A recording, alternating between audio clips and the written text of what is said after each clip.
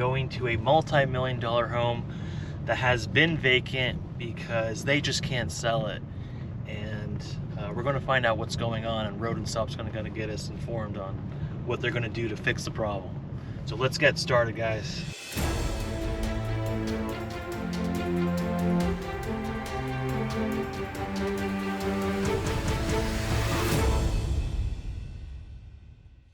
A beautiful 5,000 square foot home. Unfortunately, it's vacant, and we're gonna find out why. Let's see what's going on.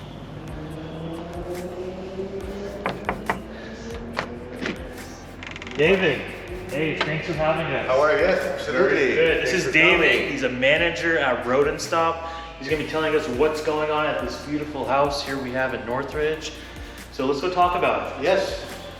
Okay, so beautiful house, very nice. Unfortunately, I heard that they couldn't sell it. It's been sitting for 5 months. What's going on? So this house has been under construction and has been vacant for 5, 6, I don't know, maybe even 8 months. The problem with homes that are vacant is that there's nobody here at night to say, hey, I heard something. It just, there's no data. Overall, rats cause a lot of damage. Okay. They cause a lot of noise and nuisance, and it just doesn't end. Okay. The average life of a rat is 4 years, and believe it or not, they can be in your house for 4 years. Wow. But that's for one rat. They mate, they have babies, and you can't really keep track. But at the end of the day, yes, they go through the walls, they go through the crawl space.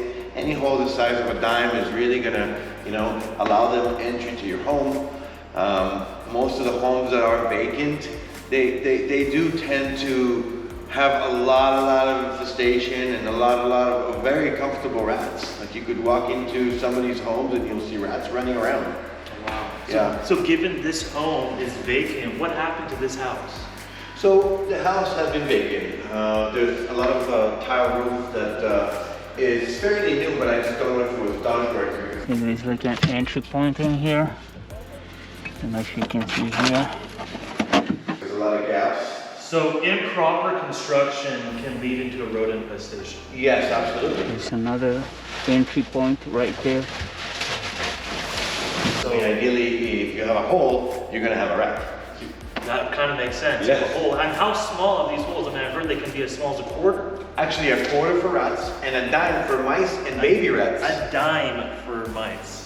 And baby rats. Like this exactly, big. yeah, exactly. Like this big, it's unbelievable. Let's take a tour of this place, huh? Yeah, shall we? Sure. Let's do it. This is a very common area in homes where rats actually enter because there's a lot of holes for plumbing, and if you can see here, just a bunch of holes in the back here that allow entrance. This is obviously bigger than a dime and a quarter. The question is, where is it coming from outside? So if you go to the outside of this and you look here, you might not really see anything. And then all of a sudden, you walk down a few feet and then there's a little entry from down there. And then somehow they make through the walls and they come in through here. And this is just one way for them to get through. Most people make the mistake of setting traps and then just kind of dealing with the problem. So every time a rat comes, they set traps, and it's just a yearly, thing. A few times a year. Sometimes it's an ongoing infestation that happens. But in reality, if you don't get rid of their scent that they leave behind, which is usually found in their urine, for example, then there's no way. You're gonna always have new rats being attracted to your home. So yes, of course, very important to seal up all entry points. That's very, very important. And of course, getting rid of their scent is important. This is how we're able to give a lifetime guarantee. But to answer your question, if you have a rat in your attic and we come out, we inspect it, and we see that we can help you and solve your problem, then we will give you a lifetime guarantee. Great. And how do you get rid of their scent? So we have a special formula, it's a Rodent Stop formula, which basically kills their scent of direction. My dad actually invented that formula. Oh, great. Okay. Yeah, and that formula is not made to kill them. It's not made to scare them, it's just made to get rid of their scent. Because if you get rid of their scent, there's nothing attracting them to the home. Is it going to hurt pets, other humans? No, Tell me more about the... All our treatments are, well, we have one treatment, but it's obviously pet friendly, pet safe. So it's organic. Yes, it's organic. Like I said, we're not trying to kill the rats. We know we're not going to win the war against rats. There's too many of them. Okay, but we do know that getting rid of them, one house at a time is very doable if you take the right steps. Okay. Okay. Let's take another part of the tour. Yes. From the face of it, I mean, if I were to come here for the first time, I couldn't tell if there's an infestation. That's right, because this is a vacant home, for example, and they're trying to sell it. It's very common for realtors or the actual homeowner to come and check the house and make sure it's clean. And a house like this, most of the infestation you're going to find is in the attic or in the crawl space. Okay. And because rodents do eat rats, to be exact, because they eat their own poop, they can survive in a place like this for months, no problem. And what kind of damages do you see in a home like this that has an infestation that's been going on for a while? So, the first thing is obviously insulation. Where you can see droppings and look at that. This is a perfect example of insulation in the wall with droppings and urine all over it. That can get expensive. That gets expensive, of course, especially in the utility bill if it's not efficient, meaning if the rats pee on it, your insulation needs to be 10 inches. Now it gets peed on and then it's all of a sudden 3 inches in a lot of the areas. So your house is actually losing all that air or personal comfort. I can imagine that it's also a health hazard to have rodents in a home like this big with a urine on top of you. Yes, look, ideally, rats, people are very scared of rats, so there's nothing you can do. I'm scared of rats. Exactly, I'm scared of rats. There's nothing really you can say, that you can scare anybody, because people are already scared of them and are uncomfortable with having a rat problem. If there's an infestation in the attic, what's going on? Yeah, so the attic is one of the common areas that the rats infest. They like the insulation because it keeps them warm, it's comfortable. So we're about to enter the attic, David. What are we going to see in here exactly? So you will see rodent droppings, insulation that might be urinated on, nesting materials. It's pretty much what we find in every house. This is how we're able to determine if it's rats or mice, how long they've been here, how many, if there's adults, babies. There's just so much information that we can gather just by doing an inspection, looking at the poop, looking at the urine, looking at the amount of it. That really gives us really great data because their behavior is identical. So behind the scenes here, we can really tell what's going on. Yes, of course. Okay, so here you have insulation. See the insulation there? Yeah. Okay, that's insulation. That's what keeps your house efficient. Those are your air ducts, central heating and cooling. Okay. And there's different wires that are running through the attic, cable, different power, things like that. But overall, first of all, I'm sure you could probably smell how strong this urine smell is. Yeah. So urine has that really strong smell in the attic. Exactly. Once there's a rodent infestation. And you'd be surprised, rats, they don't have a bladder, so they pee and poo 50 times a day. Oh my God. Yes, so there's always so much. But like I said, that really helps us kind of come up with the idea of what they're up to, how long they've been here, why they're here, how they're getting in. Everything. So you guys are going to come in, proof the house, and then clean all this out, swap it out. Of course. So change anything that needs to be changed. Exactly. So the first thing would be to get into the attic and seal up openings and things like that. Okay. There's a lot of openings in this tile roof, which we can see from the outside. I would probably say 75% of our clientele have tile roofs. So if you have a tile roof out there, be careful, you might have a rodent infestation. You want to make sure that your house is sealed. It's really simple. If your house is sealed, rats are never going to get in. Okay. But people don't know that hole at the size of a quarter is going to be big enough for a rat. Wow. Who even thinks about that? Yeah, I see some openings here. Yeah, you see this vent? Yeah. This is an air vent, and I'm not sure if the rats caused it or they were climbing on it and it came apart. It needs work. Okay. Yeah. There's a lot of things that need work here. You could see some of the stains on the air ducts. That's urine stains as well. And again, if you go in a little deeper, you could see some of that stuff. So if you see all these little droppings, you see there's a very small droppings. That looks like baby rats or regular sized mice. You can see in there, you can see a lot of the droppings in there, right on the actual attic floor. And infestation here is nesting materials or droppings. This is what they do. They kind of put it together and create a nest for themselves. And you can see this attic is fairly old installation. Seems like the rats might have even been here for a long time. Here, this is also a very good way to know. So if you open an attic and you see traps, old rat traps, lets us know that there's been a problem here. It could have been here for years. So seeing traps, bait stations, rat droppings, insulation that's messed up, air ducting that's completely torn apart or damaged, or has tracks of rats on them, these are all very, very good key determinations of a problem. What other things that we do as homeowners can lead to an infestation?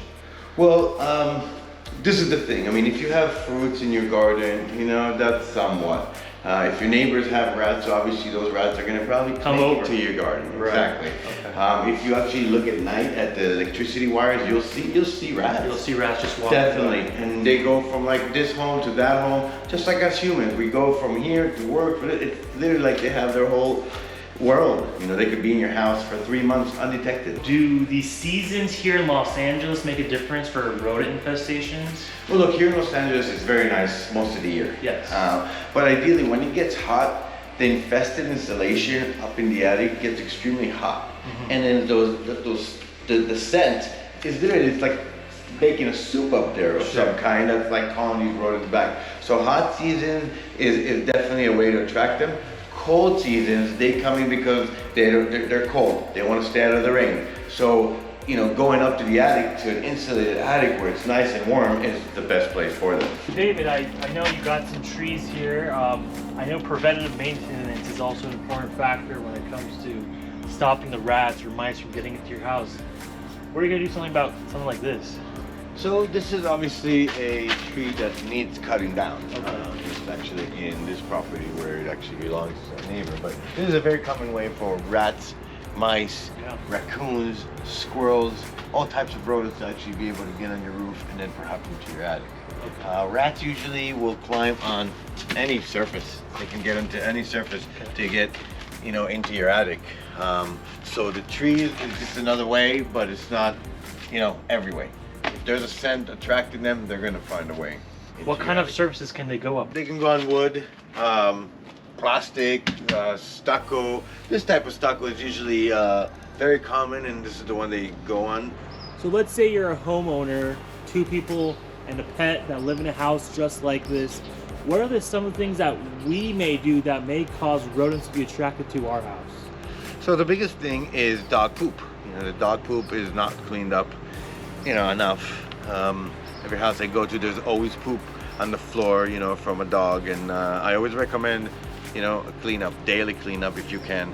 It will help with flies, mosquitoes, and obviously attracting rats. Another thing is dog urine. The dog urine and the rat urine their urine is almost identical, and so the dog is actually the only animal that is attracted by a rat. And so, it's very, very important, again, to get rid of their scent. But again, as far as the dog goes, when they urinate, in your yard somewhere or all over the yard, it's very hard to get in control. I think the best way is if you get an area somewhere in your house where the dog can play and run and pee and poo, that will definitely help. But either way, cleaning up after your dog is very, very important. Let's say you do have dog droppings outside your backyard. What is it that from those droppings that may attract the rodents? Is it the smell? So the rats actually smell the urine. Okay. Over time, a dog, will pee here, there, here, and that urine, just saturates into the soil. Sure. And so it becomes like an actual scent bomb in a way in your yard. And so this is what I'm talking about cleaning up after your dogs and getting rid of that scent so your house is not attracting rodents. And is the droppings of let's say your dog, is it a food source to the rats and mice? Yes, so because rats eat their own poop, as I told you, out by the attic area, they also eat any other poop that's available. So dog poop being, great source of food for them. So we're at the crawl space, right, David? Yes, so this is the crawl space area. Some homes have one, some homes have two, some even have 3 and 4 crawl spaces. This is just a way of building and giving you more access, you know, to your home. And rodents as well. This is the crawl space here. You can see some of the insulation that was removed here from the crawl space, from the subfloor. And you can see some droppings here as well. Very hard to see all the dirt, but see what you can see is in the crawl space. You can see here also you have some AC stuff that's been chewed. See, this is also damages, very common damages by rats. Treating the crawl space with, let's say, spraying it for pheromones and get rid of their scent is a big thing of what we do, obviously. And then removing some of the stuff that they touch, nesting materials, beds, things like that. That's what gets removed and helps with their scent. So this is the crawl space door. We're going to be replacing it as it is old, bent, not sealed. So we're going to remove it and install a new one that will be closed and easy to lift up and down and reuse. And this is something very important because we want to make sure that cable repairmen and gas people and anybody who works on the house, plumbers, electricians, will close this behind them. If you look here, you can see, you know, whether it's damaged tile or just, you know, things that have settled and create openings. So here is one right here. You can see that. Okay. It's a big opening there. Looks like a pretty normal opening, but this is something that Rodent Stop goes in and seals up. Do you seal it from always the outside or inside? It really depends. Sometimes from the inside, sometimes from the outside, and it depends where it's located. For example, you can't really get there from anywhere but out here. Okay. But this could also maybe not going anywhere. So we always want to make sure that something is also going somewhere. Now I know why you say it could be up to 100 holes. I mean, these tile roofs, I mean, you can see there's probably openings every corner. There is. And like I said, after we check to make sure where it's going, if it's leading to the attic, it's gonna get sealed. So what kind of damages are we looking at a house like this besides what we've seen already? Well, because their behavior is identical, usually the damages are pretty much the same. Not just in a house, in any house. Any house. Insulation getting damaged, moved, damaged, urinated on, just, you know, making it inefficient. Air conditioning, air ducts that, you know, rats can get into. So pipes, things of that nature. Yeah, air ducts is actually a big thing because they go in there, you know, they could chew through anything. They're coming from the outside and they're going in, chewing so through? Once they're in the attic, they're gonna see the air duct and they're gonna try to get in there. Okay. And then they get into the air duct and now they have source of air. So if it's in the winter, they have hot air going in there. If it's in the summer, they have cold air. It's a very comfortable place for them. Well, believe it or not, there's about $50 billion a year in damages just in the US alone. Chewing on electricity wires, which cause fires. We're talking about, you know, damaging the insulation. You have to clean it, change it. I mean, there's so much damages that they accumulate. And I mean, there's a virus even from the droppings of rodents that I can breathe in. You're talking about the hantavirus. Yes. Yes. So again, we've heard of all these things, you know, and it's all fairly scary. But you know, if the rat droppings are not on the floor and your baby's not crawling around, put it in their mouth, you really have nothing to worry about because it's up in your attic. Okay. But again, cleaning it and doing all that, yes, it's to get rid of the problem, but at the same time, cleaning up after them is ideal because then you start fresh. It's not just setting up traps or putting down poison. You have to fight them. You have to fight them, you know, and do what needs to be done. So sealing up openings, you know, any opening the size of a dime, cleaning up droppings, nesting materials, spraying for disease, viruses, rat mites, pheromones. Setting up traps is like the last thing that we do, and that's just for anything that might have been left behind in one of the attics. You know, and we'll come and inspect it, make sure that everything is gone and there's nothing left behind. But ideally, in order for you to deal with a rodent problem, okay, don't waste your time and money on traps. Don't waste your time on maintenance. It's not gonna work. You're just wasting time. What are some of the health hazards that come with having an infestation or just rats and mice entering your home? So a lot of people are very scared of rats and diseases. They're not that scary if you know, if it's not on the floor and your baby is not touching it, you know, you have nothing to worry about. It's mostly in the attic and in the walls, and that's where you have to get rid of it. But you know, some of the biggest things is definitely if they get into the air ducts. You know, they they poop in there and they urinate in there, and then you turn on the AC or the heat and you're just breathing rat poop and urine, and that's really bad. And people don't know, you know, they go to the doctor and then they can never, it's just so hard to figure out that this is the problem. If you're a new homeowner or this is a new problem, because you don't have to be a new homeowner, you could be an old homeowner and you just have a new problem. I would probably recommend maybe getting some traps first. I don't ever recommend using poison, especially if you have pets around. And what kind of traps should I be looking at? What are some of the best traps in the market? So that's the thing, this is a very common mistake people make. They have a rat problem and then they go get a trap for a mouse. Or they have a mouse problem and they go get a trap for a rat, and then nothing really happened. How do I know if I have a mice issue or a rat issue? So usually if you have a dog, rats are attracted to dogs. So that's number one. If you are in your kitchen, for example, and you see the droppings, sometimes you can see small droppings, sometimes you can see big droppings. But how, again, do you know if it's a mouse or a rat? Because it could be a baby rat.